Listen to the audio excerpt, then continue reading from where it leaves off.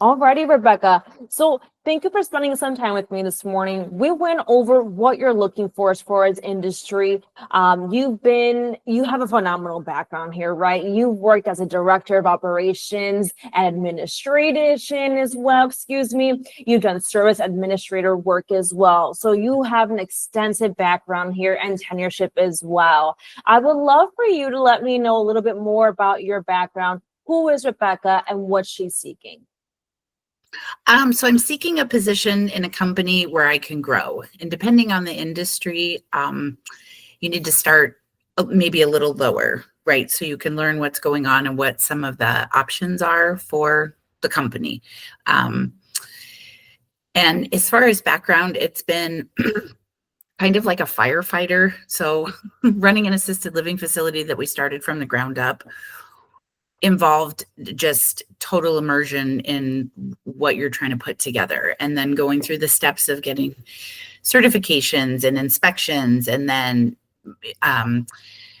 contracts, reviewing those and making sure you're following everything to the letter, because we were contracted as a Medicaid provider, which is really difficult. And then it was maintaining all of the records for the employees, residents, any maintenance items that happened, to be able to present those for any state inspection that can happen at any time, or adult protective services, we were very highly regulated.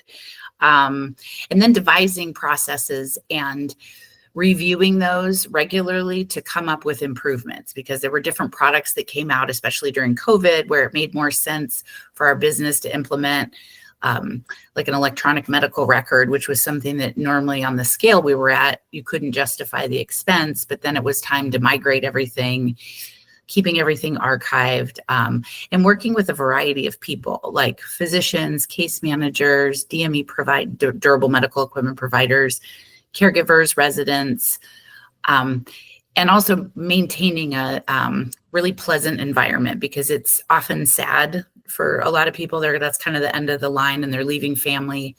And the customer service aspect was really important. And a lot of times we had providers come in, like a physician that said, this is like a 5-star home. Like, I've never seen anything like this, because it was very homey, but it was still very high medical care. So that sounds beautiful. It sounds like you wear many hats in that yes, role there. so many hats. Yeah. So you wore so many hats. So how did you keep yourself organized? So lots of different ways, because it was really important when state would come in. Like, that was always the biggest key, was state inspections, because it was keeping up on all of the different things that change. So like every year things change. Mercy Care was the company, that's the Medicaid provider we were with, and their provider manual changes on the regular, right? So they had lots of things on their website where you could sign up for emails. So that was something I could review every day, make sure our policies and procedures were matching our provider contract.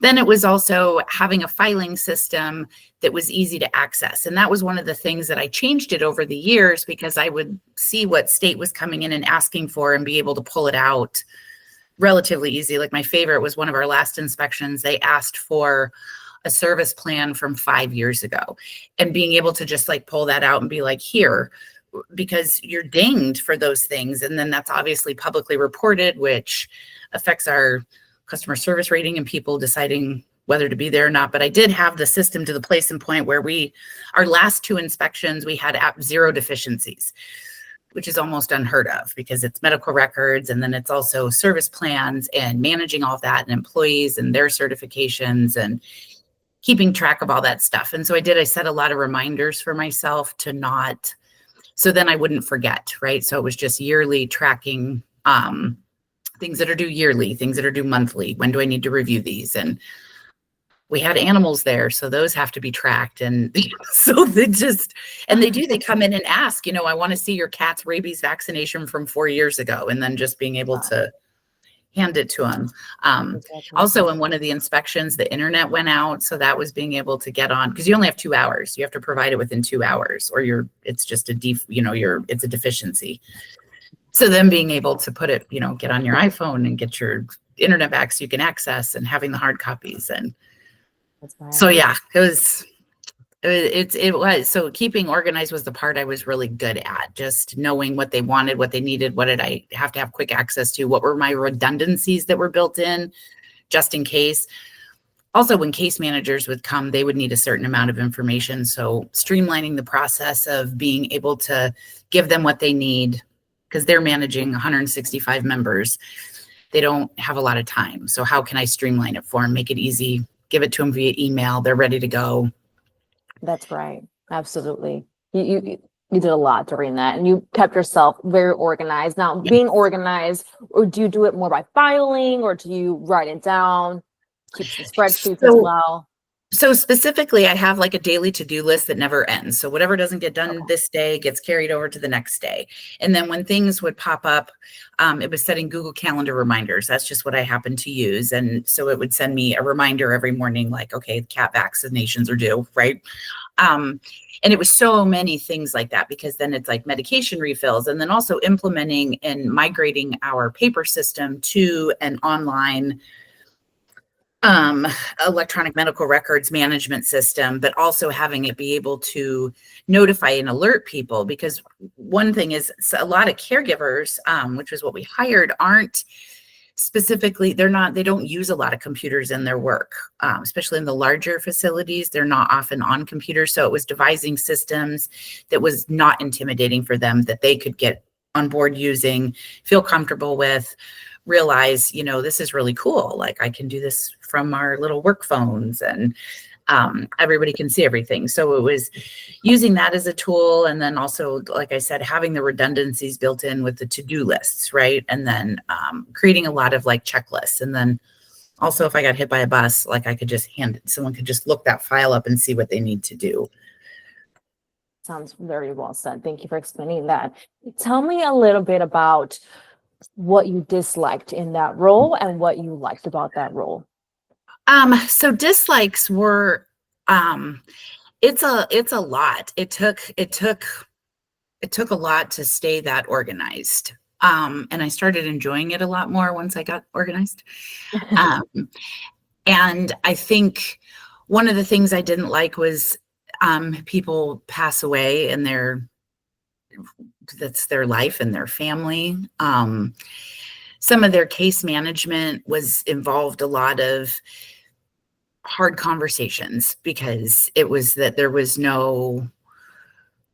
no more treatments. Like, we need to call in hospice, talking to the family about that. And I actually liked this part, but it was keeping the environment of the facility, like, in a good space, even though bad things were happening to this person, right? Like, because it becomes a community. And so managing people's emotions and feelings, and recognizing that when someone's getting really sick and possibly going to pass on, our staff is impacted. I'm impacted, that even the animals are impacted, like, everybody can feel it. And so it's staying very steady and respectful and understanding of how everybody's relating to that situation or experiencing it. And I guess that moved into what I do like, because I liked it. It was a lot, but it was 24/7, never ending, go-to for everything. And not always being able to delegate things, because one thing I noticed is tasks didn't happen often enough to be able to train somebody. Like, caregiving is a very transient type of position. So we've had lots of employees over the years. So always having to retrain somebody, and never really being able to feel like you could effectively delegate. So that was probably one of the things I didn't like, in the 24/7-ness of it. But I really liked the people aspect of it, and kind of growing our employees as people, and helping our residents see the value in their lives, even though most of the time it's not like a wonderful health outcome. Finding the things that were important to them, and then offering those, having really nice food, really creating a warm, safe environment, and even for their families to come over. And that was something that was very different from a lot of other facilities we had seen, was that there wasn't that customer service aspect. So then finding the things that make it more enjoyable. Like, it doesn't have to be negative just because it's medical. It doesn't. So Absolutely. yeah, I I agree. poured my heart and soul into that. That was Yeah. Now, Rebecca, I can see on your resume it says current. You're not currently working at that role right now. You know what? So I most of what I did was I was able to do remotely. Okay. So even procurement and all that stuff, I can have things shipped there. So it's just transitioning right now, and that's kind of unknown. But managing the paperwork from afar, that I can do. So Okay. But you want to leave that role because you're no longer in Arizona looking for an in-person role? yes, and just I think the partnership is going to dissolve. I was running it with my husband, and that's where we are right now. He's going to keep running it, so the transition time, and that's also been another thing that I've enjoyed is actually really capturing what it is that you do, what I do, to hand it over to someone and say, okay, this is how you do it. These are my tips and tricks. So Absolutely. That makes valid sense. And what are you looking to get out of your next role? that is hard to answer because I don't even know what's out there. So one of the things I liked when I worked at Empire Power Systems, that was the role I had before we started the assisted living facility. It was just an industry I had no idea about. So I knew nothing about generators. And then it was like total immersion into the world of service contracts for generators. And then dealing with technicians who know you have no idea what a generator is really doing it, right? Like, I mean, conceptually I understood, but just there's a lot more to it than we think, right? And and that was very interesting because that was a really male dominated. So being able to come in as an administrator and do these things, and then I would get pulled into special projects, so that I really liked. And I liked having to track so much of what was going on because the biggest part of my role was managing generator contracts from Arizona for the U.S. Coast Guard that were all around the outside of the United States. So even though I'm in Arizona, I'm managing everything on the coastlines, and that's coordinating service and talking to all kinds of different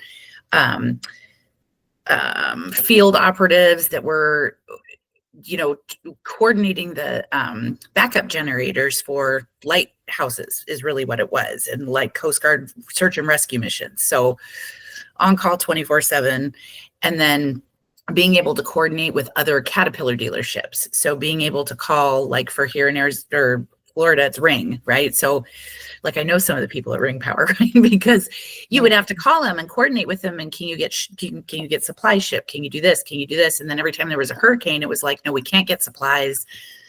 So we got to ship the supplies, but then there's dealer agreements.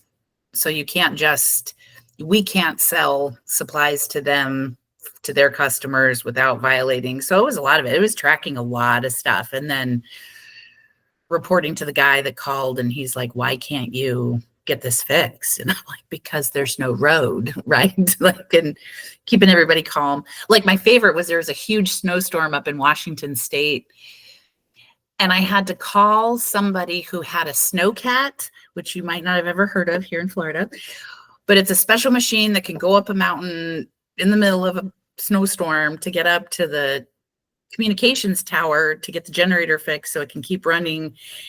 And it's like 3:00 in the morning, and I'm like, can you please drive up there with my technician? Just so it was kind of exciting, and it was interesting to have to problem solve it quickly, like on the fly, because every minute they're down, it's costing them, $1 million, right? And so and that, I think that answers the question with what kind of a role am I looking for now? Like I love Absolutely. problem solving, figuring things out, supporting staff, and then also managing people and getting them to rally to support, because you can have a group of really despondent people and turn that around and still keep going, get the job done. And everybody feels good about it too, right? Like nobody's yelled at, nobody's upset, nobody's like, everybody has feelings, and we can acknowledge them and make some sandwiches and then do our job, So that's really what I'm looking for in a role, is because I like doing all of that, coordinating, figuring it out, planning. Absolutely. And you mentioned that you're okay with starting from the bottom, of course. Yeah. To grow in the company. Yes, and I feel like as long as there's opportunities to move up, because I also know when you're really good at the front desk job, nobody wants to move you up because it's hard to find a good front desk person. Yeah. So it's, yes, I will play front desk, but I have so much more I can offer. And that is what I would really like, is to start somewhere, prove myself, showcase what I'm capable of, and then move up and, onward and upward, and not stay at the front. I mean, unless the front desk pays a lot of money, which they never do, it doesn't seem, so. Yeah. So Okay, that sounds perfect. Now, Rebecca, when are you looking to start a new role? So as soon as possible. And again, I don't know what the landscape is in the job market right now. Like, you see the news articles, not so sure sometimes. Is anyone hiring? I mean, I see a lot of things, but I don't. So soon is good. I'm pretty flexible, especially with the time difference to Arizona. I can manage my responsibilities with the assisted living facility fairly easily with working 9 to 5 somewhere. Like, I don't work at specific hours, if that makes sense, with the transition role. And that can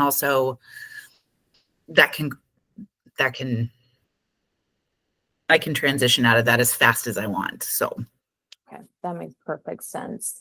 And when are you available to interview? whenever. So I'm not really doing anything right now. So my daughter goes to college here, and my other daughter just graduated college, and she lives here with that daughter. Oh, So amazing. I'm just staying with them, and making dinner. So I'm available. Okay. That It's sounds been really amazing. nice. But yeah. Yes. Alrighty. So that sounds perfect, Rebecca. It has been an absolute pleasure speaking to you. I'm going to go ahead and stop the recording now, Okay. and then you and I will continue speaking once I go ahead and pause this. Thank you. Of course.